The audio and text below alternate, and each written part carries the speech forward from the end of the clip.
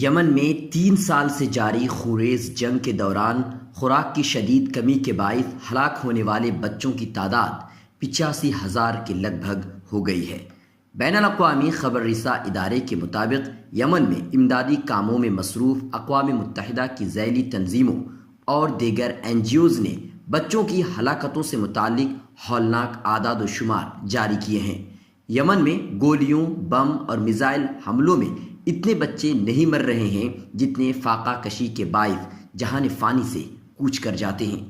جنگ زدہ یمن میں اپریل 2015 سے اکتوبر 2018 کے درمیان 84,701 بچے خوراک کی کمی کے باعث انتقال کر گئے۔ مناسب مقدار میں خوراک نہ ملنے کے باعث بچوں کے اہم اعضاء نے آہستہ آہستہ کام کرنا چھوڑ دیا اور مدھم ہوتی سانسیں ہمیشہ کے لیے خاموش ہو گئیں۔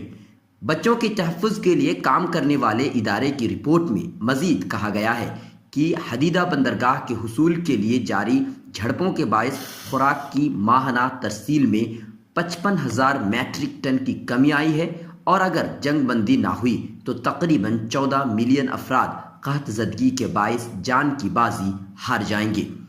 بندرگاہی شہر میں گھمسان کی جنگ کے باعث 4 ملین افراد کو خوراک کی ترسیل نہیں ہو پائے گی، اور ان میں بچوں کی تعداد 2 ملین ہے۔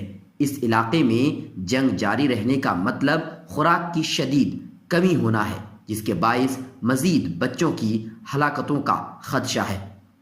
بیورو رپورٹ، ملت ٹائمز۔